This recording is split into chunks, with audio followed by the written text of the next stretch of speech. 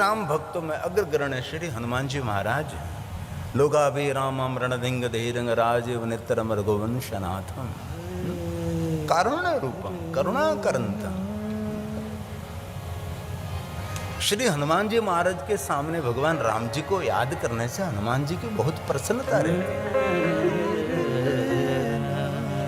इसलिए जहां जहां श्री हनुमान जी का मंदिर है वहां भगवान श्री राम जी की धुन लोग गाते हैं, राम जी को याद करते हैं, क्योंकि राम नाम श्रवण करने का बहुत आनंद मिलता है। और हनुमान जी महाराज कथा प्रेमी भी है। जहां जहां प्रभु की कथा हो रही वहां हनुमान जी महाराज श्रवण करने के लिए जाते हैं। माता नर्मदा के तट पर हनुमान जी महाराज ने स्वयं ने कपिश्वर महादेव लिंग की स्थापना की है। शिव महापुराण अंतर्गत कोटि रुद्र संहिता में बहुत सारे शिवलिंगों का वर्णन है। इनमें माता नर्मदा के तट पर बहुत सारे शिवलिंगों की महिमा है। दर्शन मात्र पाप हारिका जय जय मां नर्मदा। माता नर्मदा का दर्शन करने मात्र से और मनुष्य पाप में से मुक्त हो जाता है। ये माता नर्मदा। शिव महापुराण अंतर्गत कहा है कि कहीं भी शिवलिंग लाओ तो उसकी प्रतिष्ठा विधि करनी पड़ती है, प्रतिष्ठा के बिना नहीं।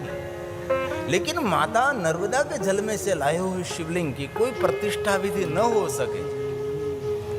ये सभी शिवलिंग प्रतिष्ठित हैं, जिनको नर्मदेश्वर महादेव भी कहते हैं, बाणलिंग भी कहा जाता है। तो श्री हनुमान जी महाराज ने अपने कर कमलों के द्वारा बहुत सारे शिवलिंगों की स्थापना भी की। कभी आपको ज्योतिर्लिंग रामेश्वर महादेव जाने का अवसर मिले तो भगवान राम जी ने अपने कर कमलों के द्वारा शिवलिंग की स्थापना की। उसके पास जो विश्वेश्वर महादेव का लिंग है वो श्री हनुमान जी महाराज ने स्थापित किया है। एक आत्मलिंग भी है। हर तीर्थों में एक विशेषता रहती है, हर तीर्थ में एक अलग सी दिव्यता रहती है, अलग सी ऊर्जा रहती है। इसलिए कभी भी श्री हनुमान जी महाराज के दर्शन के लिए हम जाते हैं तो हम अचूक गाते हैं लोकाभि राम रणधिंग धीरंग। और हम सबको कंठस्थ है, हम सबको मुखपाठ है, हम सभी गा सकते हैं।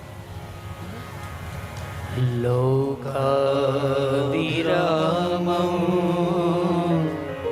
रणधिंग धीरं राजीव नेत्रं रघुवंशनाथं। श्री राम जी को प्रणाम करते हैं।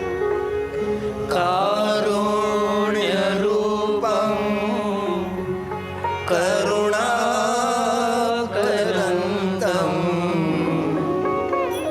श्रीरामचंद्रं शरणं प्रपद्ये। श्रीरामचंद्रं शरणं प्रपद्ये। मनोजमम मारुततुल्य वेगम। कभी कभी हमारे पास हनुमान चालीसा का पूरा पाठ करने का समय न हो तो बस इतनी वंदना कर लीजिए। इसमें संपूर्ण हनुमान जी महाराज की वंदना होगी। और बहुत कुछ हम कंठस्थ नहीं कर सकते, लेकिन थोड़ा सा तो कंठस्थ कर सकते हैं। अपने बच्चों को भी कुछ न कुछ कंठस्थ कराने का प्रयास करें। बहुत सारे माता पिता अपने बच्चों की शिकायत करते हैं तो इस शिकायत के पात्र पिता नहीं पुत्र हैं कि मेरे पिताजी ने मेरे पर ध्यान नहीं दिया। जो माता पिता अपने पुत्र और पुत्री पर ध्यान नहीं देते वही रास्ता भूल जाते हैं। जो सतर्क रहते हैं, जो सावधानी रखते हैं, उनका बेटा उनकी बेटी कभी मार्ग नहीं भूलती, कभी नहीं। शिव महापुराण ग्रंथ में गर्भ संस्कारों की बहुत सारी महिमा, जो 16 संस्कार है ना, गर्भ संस्कार प्रथम है। माता को जन्म देते समय कितनी सावधानी रखनी चाहिए, मेरे पुराणों में एक भी बात नहीं छोड़ी।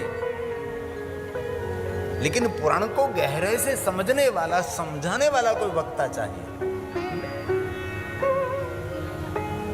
इसलिए बच्चों को भी इतना सिखाना चाहिए। मनोजवं मारुततुल्यवेगं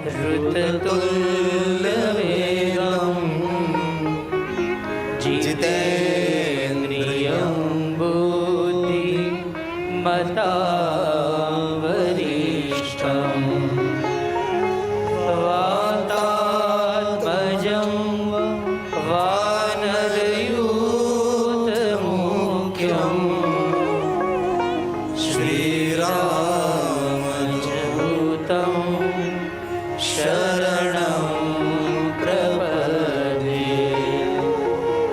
श्रीरामदूतं शरणं प्रपद्ये। तो श्री हनुमान जी महाराज भगवान महादेव का अंश है, ये शिव अंश है। ये शिव महापड़ ग्रंथ में 40 श्लोकों में सुंदर बात कही है।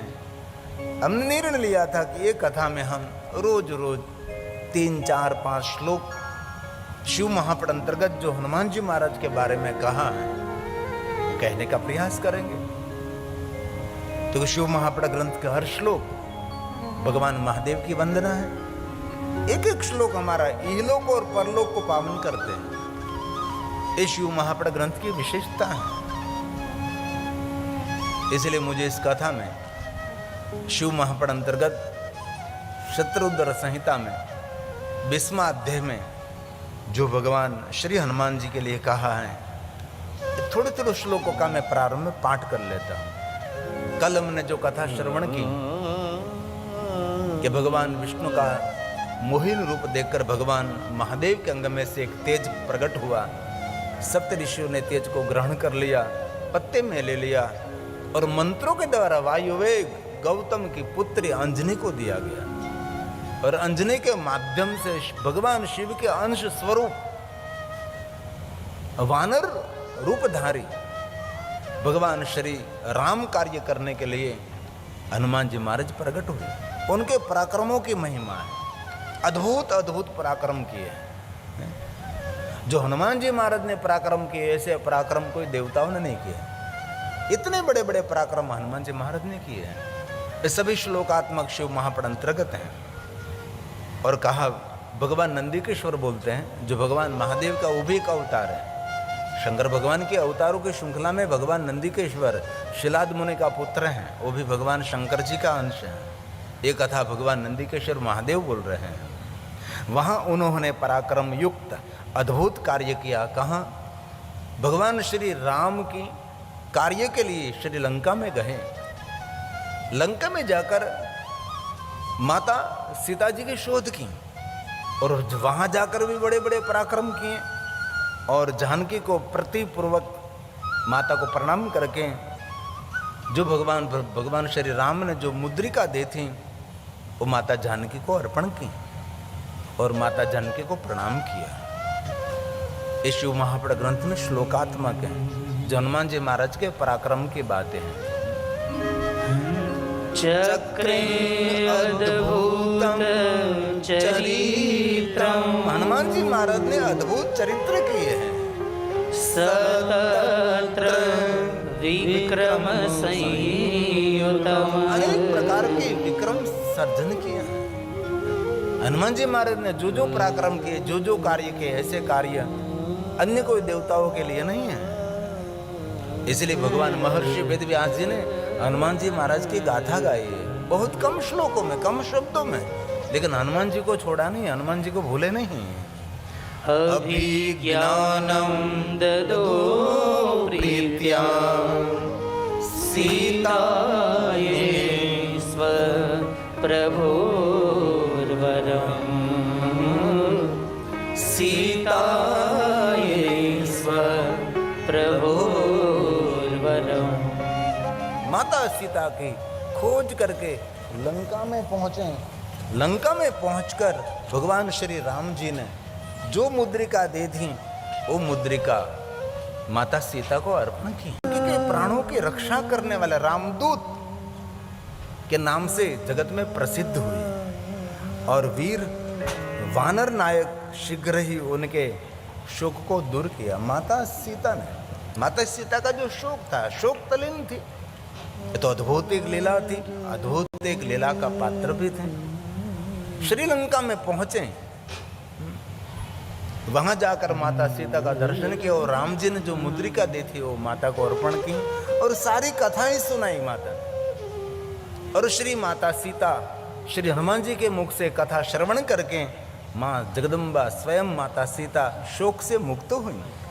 जानकी का शोक दूर करने वाला हनुमान जी, हमारा तो शोक रोग सब कुछ दूर करने वाला हनुमान जी है, लेकिन माता जानकी का भी शोक दूर हनुमान जी ने किया है। इसलिए का सीता शोकम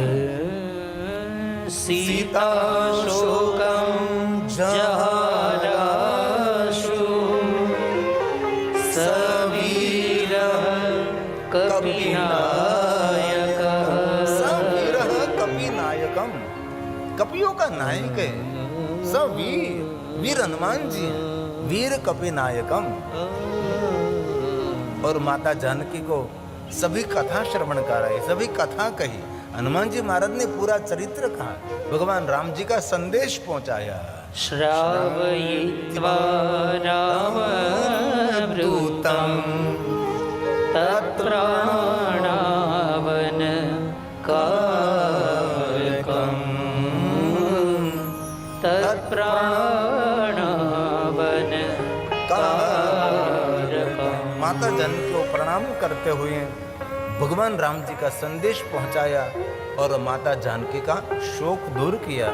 श्री हनुमान जी महाराज को प्रणाम करते हैं। उन्होंने रावण की अशोक वाटिका उजाड़ कर बहुत से राक्षसों का वध किया और फिर सीता जी को समन चिन्ह देकर रामचंद्र के पास पहुंचे।